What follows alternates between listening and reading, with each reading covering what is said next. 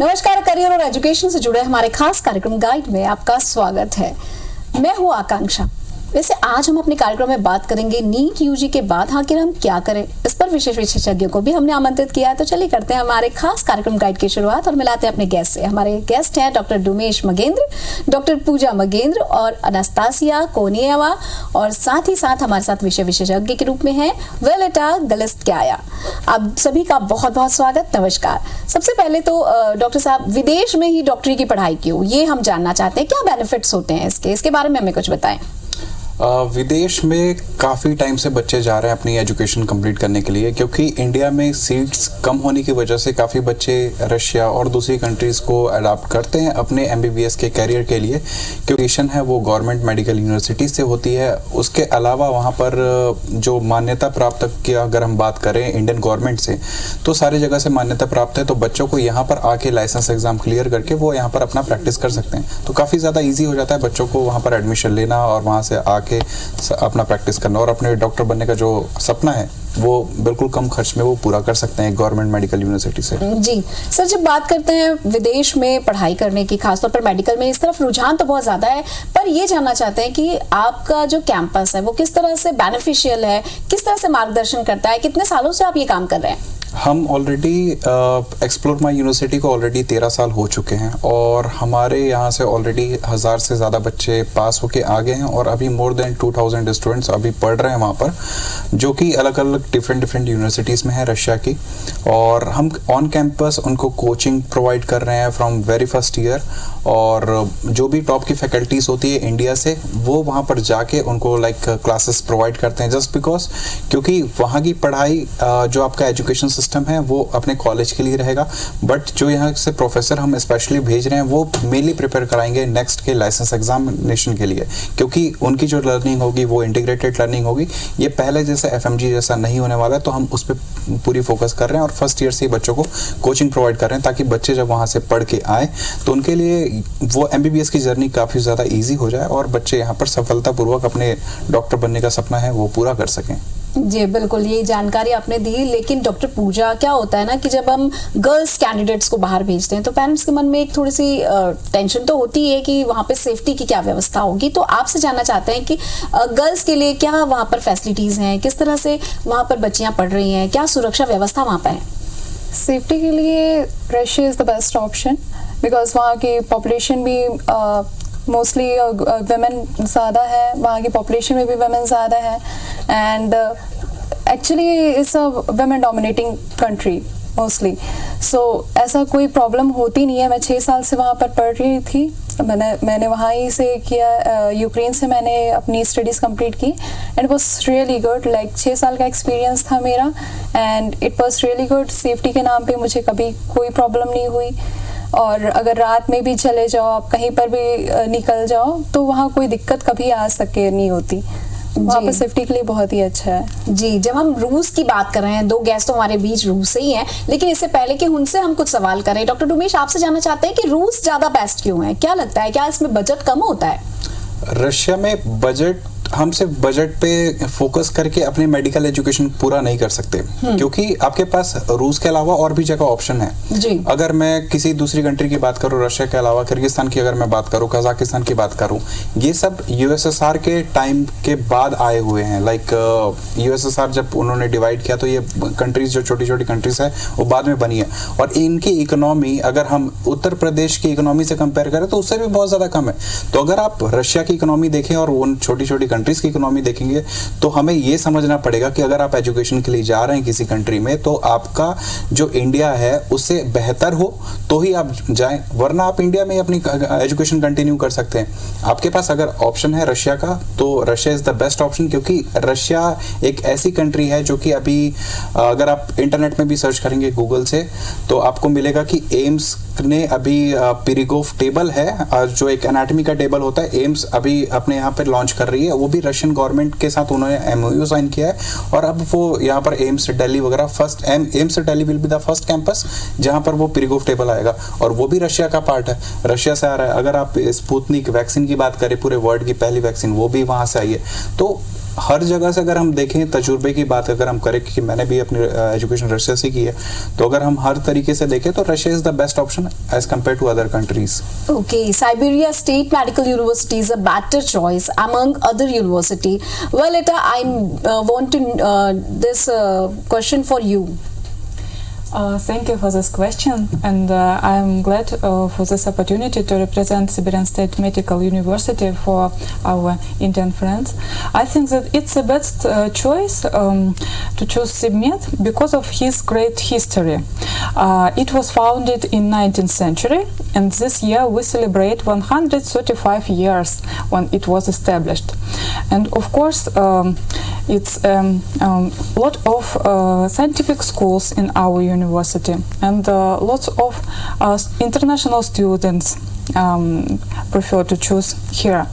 And our city where the university is located is very calm and friendly for international students, and tuition is not very high, and relatives, parents can be calm because their children will be safe and get the best medical university which they can.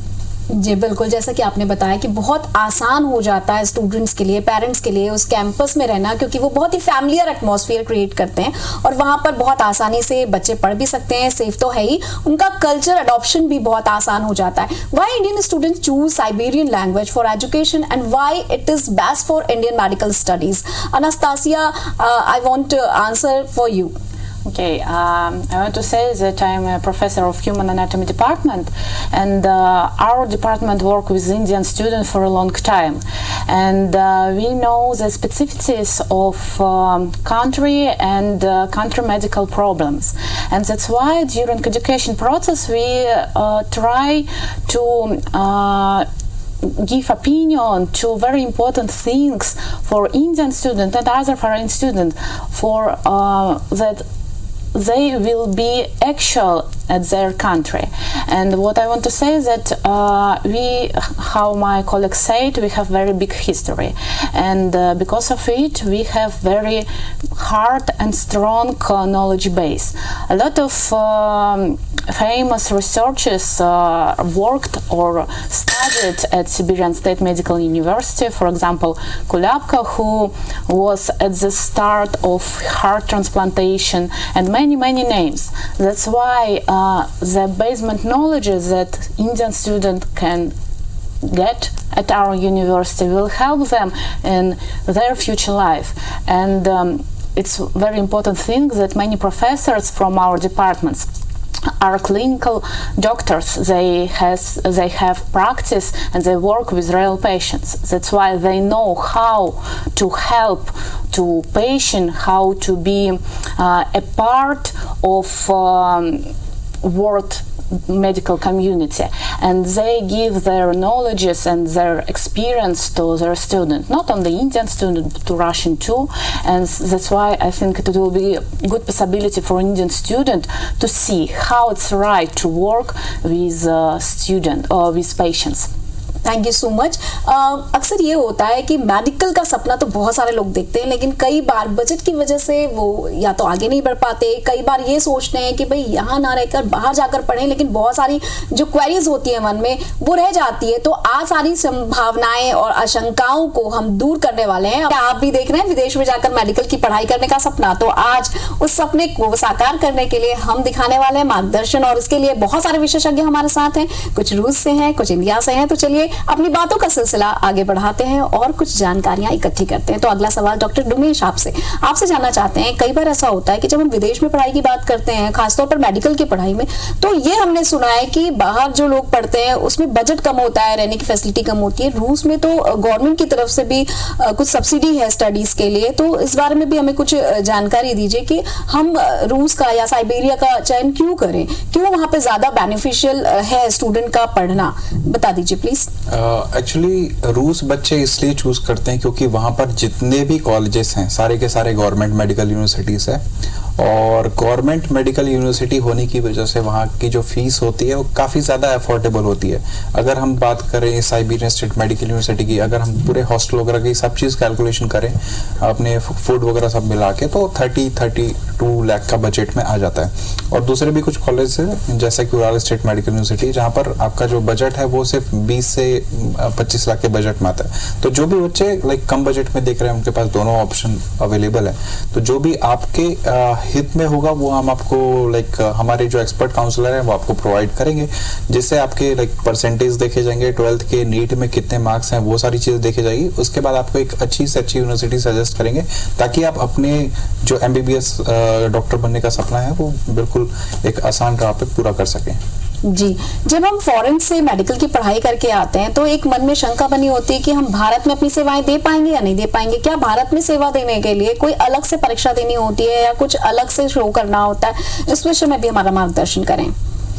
अगर हम विदेश से पढ़ के आते हैं तो पहले एक होता था foreign medical graduate examination, but आगे चल के वो बच्चों के लिए सभी के लिए नेक्स्ट होने वाला है। चाहे आप इंडिया से अपनी पढ़ाई करें गवर्नमेंट या फिर प्राइवेट मेडिकल यूनिवर्सिटी से, या फिर आप अब्रॉड जाके पढ़ाई कर सकते हैं। दोनों जगह से जब बच्चे यहाँ से वहाँ से पढ़ के आएंगे तो आपको जो एग्जाम देना है वो नेक्स्ट का एग्जाम देना पड़ेगा। नेक्स्ट 1 नेक्स्ट 2 आपको क्लियर करना जरूरी है। उसी के बेसिस पे आपके लाइसेंस मिलेगा, प्लस पीजी के लिए आपको सीट मिलेगी इंडिया में।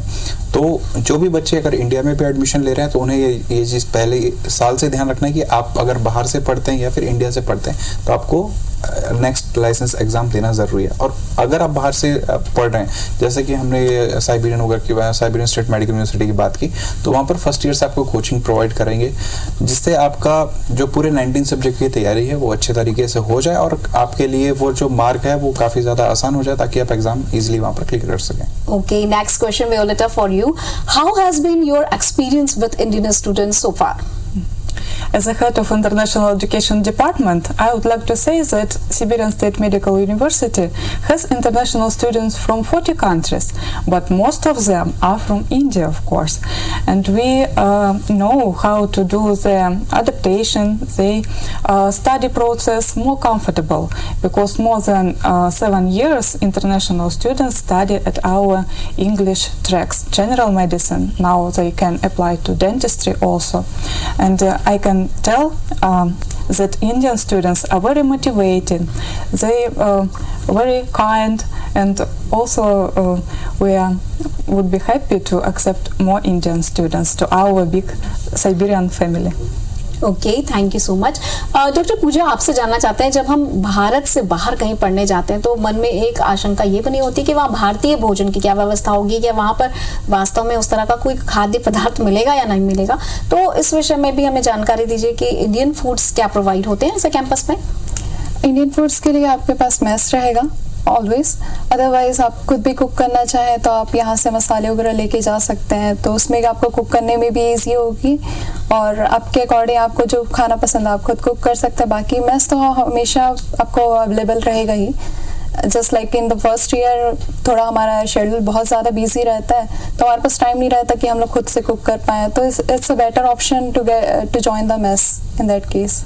ओके, मेडिकल में हमें लाइसेंस की भी आवश्यकता पड़ती है, तो डॉक्टर टुमेश आपसे जानना चाहते हैं कि लाइसेंस के लिए भी क्या कोई अलग से प्रिपरेशन करनी होती है, अलग से कोई एग्जाम देना होता है, या फिर लाइसेंस लेने में कोई दिक्कत होती है जब हम फॉरेन से पढ़कर आते हैं? देखिए, जो दिक्कतें हैं उससे हम सॉल्व करने के लिए पहले साल से हमने अभी जैसा आपको बताया कि पहले साल से हम बच्चों को कोचिंग प्रोवाइड कर रहे हैं। और Siberian state medical university already कुछ कोचिंग के साथ उन्होंने कॉन्ट्रैक्ट साइन किया हुआ है, MOU साइन किया हुआ है, जिसकी वजह से वो टीचर्स इंडिया के जो मोस्ट रिनाउंड प्रोफेसर हैं वो वहाँ पर उनके कैंपस में जाएंगे और कैंपस में सारे बच्चों को 1st to 6th ईयर बच्चों को कोचिंग देंगे। तो जितने भी मॉक टेस्ट वगैरह हैं वो पहले साल से उनकी तैयारी करवाई जाएगी ताकि वो नेक्स्ट का जो एग्जाम मैंने जैसा पहले बताया था वो बच्चों के लिए काफ़ी ज़्यादा ईजी हो जाएगा। जी, अब सवाल ये उठता है डॉक्टर उमेश कि जब हम 12th के बाद नीट की तैयारी करते हैं और हमको फॉरेन में जाकर पढ़ना है, तो क्या लैंग्वेज के लिए भी हमें कोई अलग से कोचिंग करना चाहिए? किस तरह का प्रिपरेशन हमें करना होगा यदि हमें फॉरेन जाकर पढ़ना है? देखिए, अगर रशिया की अगर हम बात करें तो यहाँ पर जितने भी कॉलेजेस हैं सारे इंग्लिश मीडियम में पढ़ाई करवाती है। तो बच्चों को अलग से पढ़ाई करने की ज़रूरत नहीं पड़ती कि हमें पहले लैंग्वेज सीखना है फिर उसके बाद हम मेन मेडिकल की पढ़ाई की चालू करेंगे। तो यहाँ पर रशिया की सबसे अच्छी खास बात ये है कि इंडियन गवर्नमेंट जब एनएमसी जब फॉर्म हुआ था, नेशनल मेडिकल कमीशन जब फॉर्म हुआ था, और उन्होंने एक गैजेट पास किया था रिगार्डिंग फॉरेन मेडिकल ग्रेजुएट्स के लिए, तो उसमें ये लिखा हुआ था कि आपको जो कोर्स है वो इंग्लिश मीडियम में होना चाहिए, 54 मंथ्स का पूरा कोर्स ड्यूरेशन होना चाहिए, वहाँ पर आपको लाइसेंस मिलना चाहिए, वहाँ पर आपको इंटर्नशिप का सर्टिफिकेट मिलना चाहिए। वो सारी चीज़ें रशियन गवर्नमेंट ही एक पहली इंडियन एम्बेसी मॉस्को एक ऐसी पहली संस्था थी जिन्होंने सबसे पहले रिप्लाई किया था that yes we are accepting this students, और हम ये जो क्राइटेरिया एनएमसी ने दिया हुआ है वो सारी चीज़ें हम फुलफिल करते हैं। तो एनएमसी के लॉस जितने भी चीज़ें हैं वो रशियन गवर्नमेंट फुलफिल कर रही है और बच्चों को किसी भी तरीके से कोई परेशानी नहीं होने वाली आगे चल के। जी, भारतीय घरों में एक परंपरा सी बन गई है, या ये कहें कि एक नियम सा है कि जब हमारे यहाँ फेस्टिवल हो तो बच्चे घर में होने चाहिए। फिर यदि हम बच्चों को बाहर पढ़ने भेज रहे हैं, फिर उनके फेस्टिवल्स और हमारी फेस्टिवल की डेट्स भी काफी डिफरेंट होते हैं, तो क्या फेस्टिवल में आने की सुविधा इन बच्चों को होती है? देखिए, बच्चों की पढ़ाई इस टाइम पे 6 साल के लिए तो वो ज़्यादा महत्वपूर्ण है। अगर हम बात करें फेस्टिवल की तो यस हम सेलिब्रेट करवाते हैं, चाहे वो होली हो, दिवाली हो, हम हर फेस्टिवल हम सेलिब्रेट कराते हैं, और वो बिल्कुल मैं वहाँ पर प्रेजेंट रहता हूँ और वो बिल्कुल मेरे छोटे भाई बहन के जैसे वहाँ पर सारी चीज़ें हम उनके लिए अरेंजमेंट रखते हैं ताकि उनको घर की याद ना आए। और बच्चे वहाँ पर दिवालियों में पूरी पूजा वगैरह सारी चीज़ें हम करते हैं, और होली में पूरा फेस्टिवल हम बिल्कुल सेलिब्रेट करते हैं। तो बच्चों को ऐसा नहीं होता कि घर से दूर हैं, पर उनके लिए वो 6 साल के लिए दूसरा घर बन जाता है। It's just like a second home. तो बच्चों को कभी लाइक होम सिकनेस होती नहीं है। जी बिल्कुल, ये बहुत अच्छी बात है कि कैंपस में होम सिकनेस ना हो और बच्चे अपने कल्चर से जुड़े रहें, ये बहुत इंपॉर्टेंट हो जाता है। स्टडीज के साथ साथ कल्चर से जुड़े रहना भी बेहद जरूरी है। और जब हम बात कर रहे हैं कि विदेश में हमें पढ़ना है तो वहाँ का कल्चर और यहाँ के कल्चर दोनों का एक मिश्रण वहाँ पे उन्हें रहते हुए मिलता है। एक बात और मन में आती है कि जब हम इस तरह की पढ़ाई कर रहे हैं तो एक डाउट पेरेंट्स को और होता है कि बच्चा हमारा फॉरेन में पढ़ रहा है तो वापस वो अपने देश लौट कर अपनी सेवाएं देगा नहीं। ऐसा तो नहीं होगा कि वो वहीं जाकर वहीं पर अपनी पढ़ाई करने लगे और वहीं जाकर जॉब ढूंढकर वहीं सेटल हो जाए। तो ये एक दुविधा भी होती है। तो ये भी जानना चाहते हैं कि वहां पर एम्प्लॉयमेंट की क्या फैसिलिटीज होती है अगर बच्चा वहां पढ़ रहा है। जैसे कि मैंने आपको अभी बताया कि 6 साल के एजुकेशन में उनको इंटर्नशिप भी इंक्लूडेड होगा, और उसके बाद उनको लाइक लाइसेंस भी मिल जाता है। एक्रीडेशन का एक एग्जाम देना पड़ता है, उसके बेसिस पे लाइसेंस मिलेगा। लाइसेंस मिलने के बाद बच्चे अगर वहाँ पर चाहें तो वो प्रैक्टिस कर सकते हैं, बट मोस्टली बच्चे वापस इंडिया आ जाते हैं ताकि उनको लाइक यहाँ पर अपने देश की सेवा पे पूरा ध्यान दें।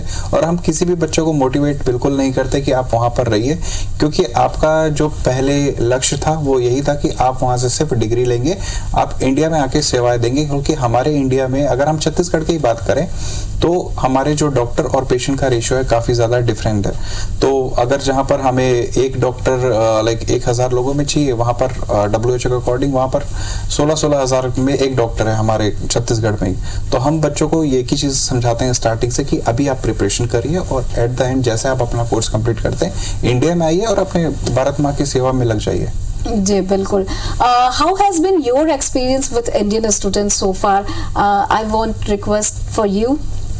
Okay, so we start our education process for first year students from November.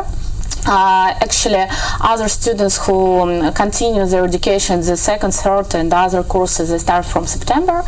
And from November, our students start get knowledges in anatomy at our department. They start study Russian language too, because it's very important. All our education at English language, but that must students know that it's very important to know Russian language too, because it will make their education process a little bit better, because they will connect with real patients at our own clinics. Our university has our own clinics, and during this communication it will be better if they will speak in Russian. That's why from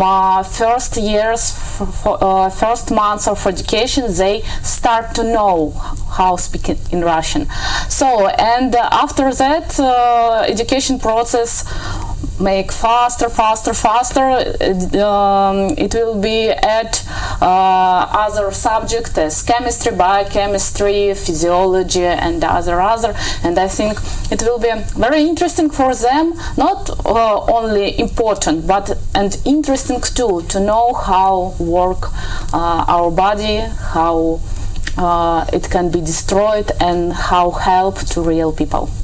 yes बहुत अच्छी बात है। Medical में ये भावना होना बहुत जरूरी कि हम कैसे लोगों की मदद कर सकते हैं। और अब चलते चलते अंतिम सवाल डॉक्टर डोमेश, आपसे ही जानना चाहते हैं कि यदि कोई विदेश में जाकर पढ़ना चाहता है और आपसे कांटेक्ट करना चाहता है तो फिर उनका मार्गदर्शन करने के लिए आप किन किन प्लेटफॉर्मों पर उपलब्ध हैं? हमारी जो एक्सप्लोर माई यूनिवर्सिटी कंपनी है, ये कई जगह पे हम ऑलरेडी बच्चों को मार्गदर्शन दे रहे हैं, चाहे वो यूट्यूब के माध्यम से हो, चाहे वो फेसबुक मीडिया के थ्रू हो, चाहे वो इंस्टाग्राम के थ्रू हो। और जो भी बच्चे को किसी भी तरीके की दिक्कत होती है वो हमारे एक्सपर्ट काउंसलर जो कि हमारे आपके एक कॉल के दूरी पे हैं, आप उनसे बात कर सकते हैं, उनसे सारी जानकारी ले सकते हैं और काफ़ी ज़्यादा इजी मेथड पे आपका एडमिशन हो जाता है। आप जैसे हमारे यहाँ से ना सिर्फ छत्तीसगढ़ से, ऑल ओवर इंडिया से बच्चे आते हैं और उनका सिर्फ एक ही मोड होता है, वो ऑनलाइन ही एडमिशन लेते हैं। सारी चीज़ें उनके जो एग्ज़ाम्स होते हैं, एंट्रेंस एग्ज़ाम जो यूनिवर्सिटी में काफ़ी ज़्यादा ज़रूरी है एंट्रेंस एग्ज़ाम पास करना, तो वो भी एंट्रेंस एग्ज़ाम भी ऑनलाइन होता है। सारी चीज़ें तो बच्चों को ऑनलाइन ही सारी चीज़ें मिल जाती है और एट द एंड जब उनको वीज़ा का प्रोसेस करना होता है उसके लिए भी बच्चों को जाना नहीं पड़ता। बच्चों को आप पिछले 5-6 सालों से जितने बच्चे अभी तक रशिया जा रहे हैं सभी को वीज़ा घर बैठे ही मिल रहा है, किसी को इंटरव्यू के लिए बुलाया नहीं जाता है। तो काफ़ी ज़्यादा इजी प्रोसेस है और उसके लिए आप हमें कॉल कर सकते हैं 9993416778 पे, 9931467778 पे, ये 2 नंबर है। और रायपुर ऑफिस में अगर आप विजिट करना चाहें तो रायपुर ऑफिस में विजिट कर सकते हैं। जी, आप सभी मेहमानों का बहुत बहुत शुक्रिया इतनी जानकारी देने के लिए। और हम आशा करते हैं कि जो भी छात्र मेडिकल के क्षेत्र में अपना करियर बनाना चाहते हैं, फॉरेन जाकर पढ़ाई करना चाहते हैं, उनके लिए आज का डिस्कशन काफी यूजफुल होगा। गाइड में किसी और विषय के साथ होगी मुलाकात, तब तक कीजिए थोड़ी सी प्रतीक्षा, थोड़ा सा इंतजार। नमस्कार।